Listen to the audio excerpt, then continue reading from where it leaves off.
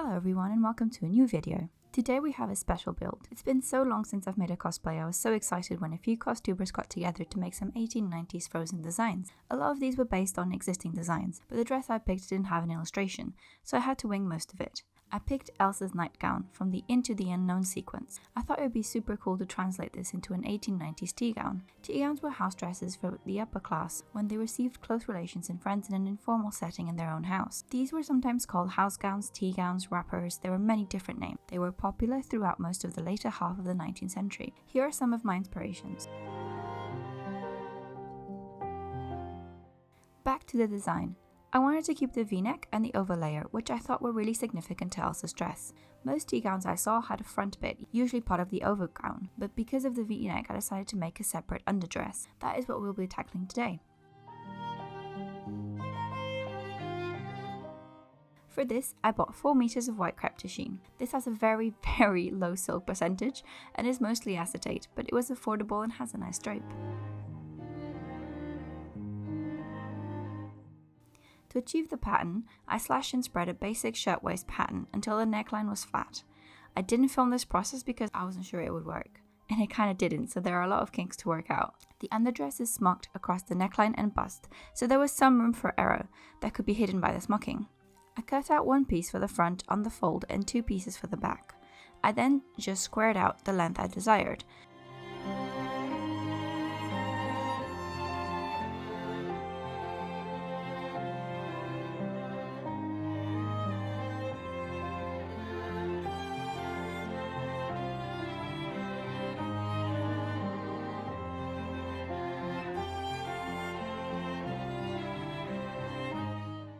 The first step was to seam these pieces together across the shoulder.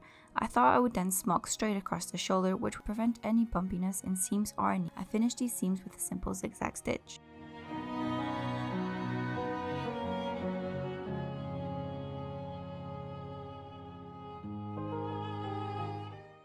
I then started on marking out the grid. Crepe de chine is a very shifty fabric, so this was super annoying. I taped the raw top edge of the fabric to my cutting mat across one of the marking lines to make sure it was even. I then used my ruler, which is conveniently 1 centimeter wide, to mark the horizontal lines.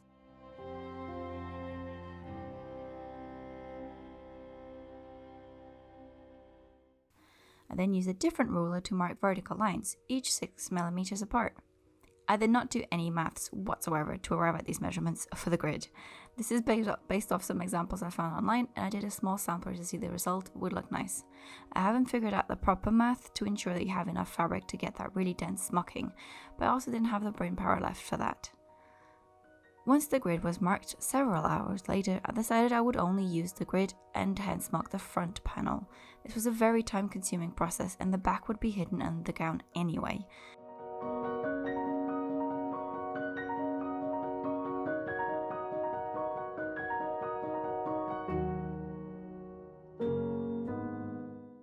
To do the hand smocking, I then cut out long lengths of strong thread and sewed running stitches along the grid.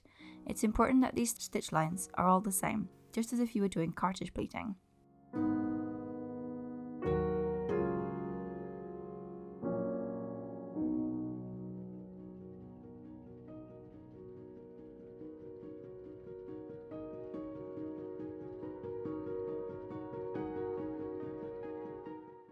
Once I had all of my lines sewn, I secured the thread tails around pins.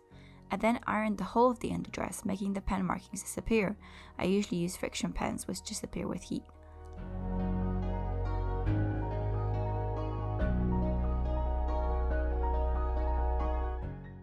I also decided it might be useful to back the smocked area with a piece of fabric that is the right dimensions. I cut out the Folkware Gibson blouse yokes, front and back. I've used this pattern a few times before and I know it works for me. I actually only ended up using this for the back portions of the underdress.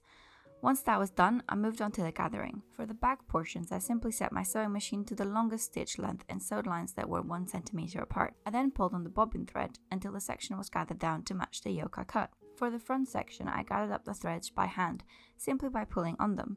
The top section was gathered as densely as possible, which actually was a bit too much, so that it's moved the shoulder seam forwards, but I only noticed this after. I then gradually gathered the lines less and less.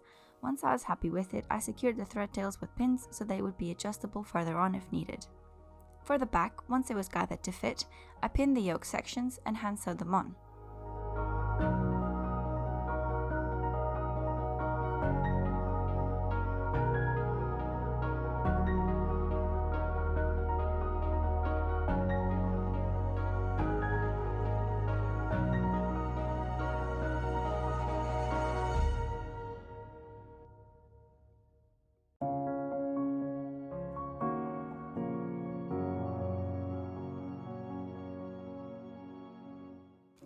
I then sewed up the side seams and finished them by doing a flat felt seam, but by machine. These will be under the gown so they won't be visible.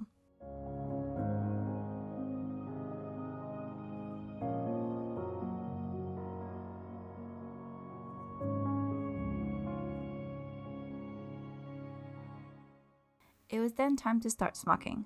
I tried on the underdress and marked where the collar sat. I sewed 2 rows of stem stitches here.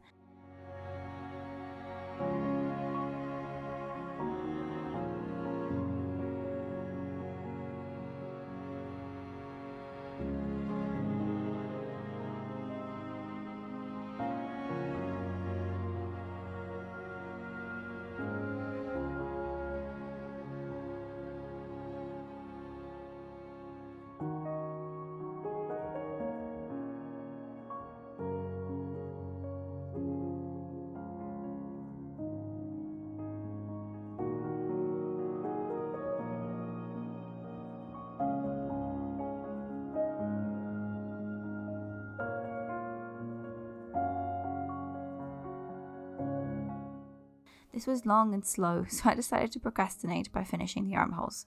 I simply used some silk bias binding I had left over from a corset.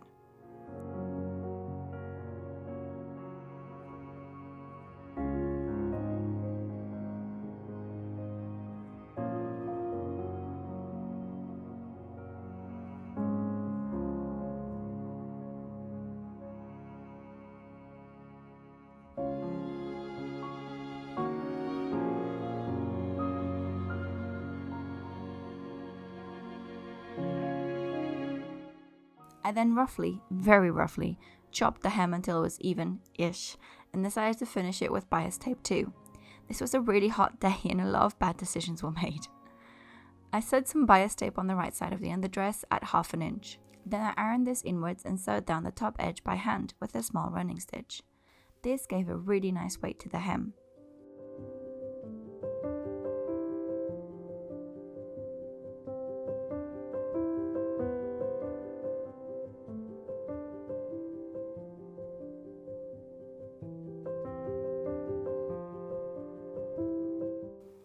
Back to smocking. I then went ahead and did the honeycombed stitch.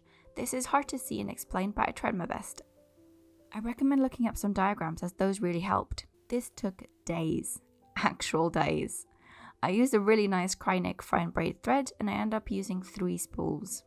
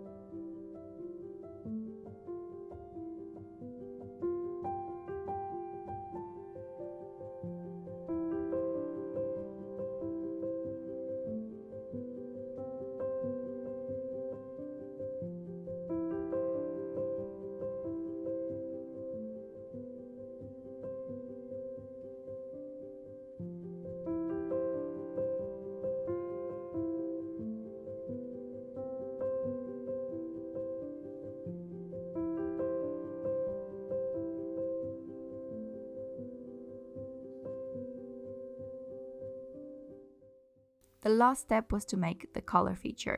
I cut 1.5 inch wide strip of velvet and ironed the long edges inwards by 1/4 inch.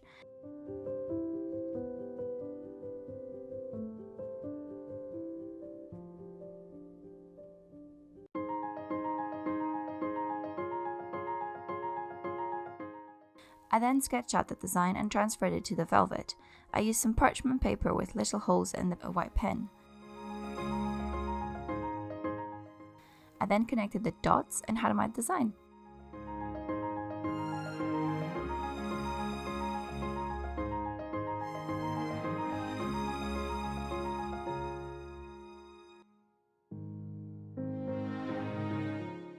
I was determined to only use materials I had on hand, as I had already surpassed my budget at this point. So for the glitter, I used silver glitter eyeliner and glitter. I first put down small amounts of fabric glue and then added the glitter. It was nearly impossible to get sharp edges, but I still really liked the effect.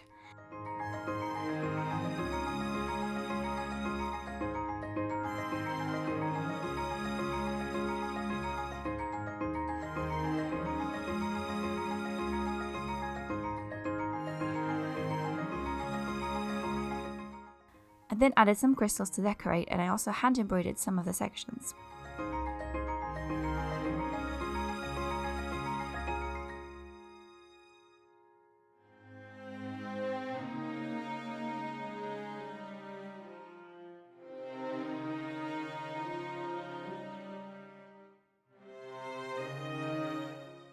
I pinned this onto the smoked collar and sewed it down by hand with small stitches.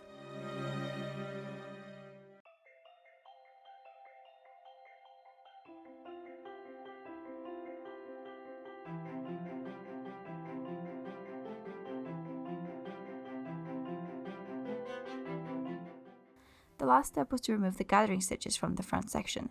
This was nerve-wracking, but the smocking held. And that was it. This was a fun project, and although really time-consuming, I love the smocking, so I think I'll try it again. I think it'd be really nice to make a regular 1890s smoked blouse. Stay tuned for the second and final part of the project and the costume reveal. Thank you for watching.